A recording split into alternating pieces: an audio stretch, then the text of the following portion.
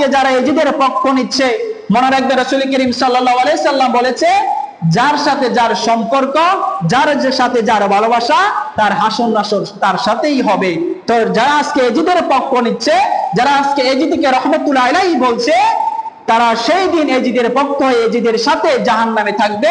আর যারা ইমাম হাসান হুসাইনকে ভালোবাসবে, যারা আওলাদ রাসূলদেরকে ভালোবাসবে, তারা ইমাম হাসান হুসাইনের সাথে জান্নাতে প্রবেশ করবে। সুবহানাল্লাহ।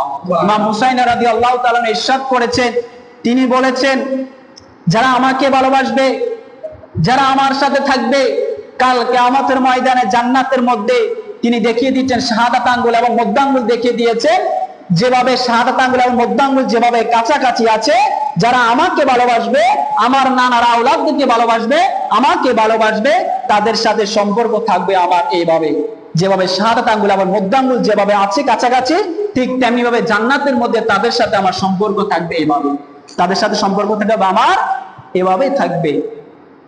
কিন্তু এই বর্তমানের সময় কিছু মৌলবিবাদ আছে, লেবাসদারি আছে, যারা আজকে ইমাম হাসান হুসাইনকে এত নিষ্ঠুরভাবে এজিদিরা শহীদ শাহাদাত বরণ করে যে শহীদ করেছেন, যে নিষ্ঠুরভাবে জোর করে অন্যায়ভাবে খলিফা নিজে হইতে চেয়েছিল, সেই এজিদকে আজকে তারা দোষারোপ করছে না, তারা আজকে বরং তাদেরকে রহমতুল্লাহ আলাইহি বলে।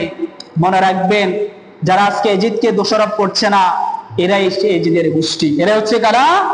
এজিদের গোষ্ঠী।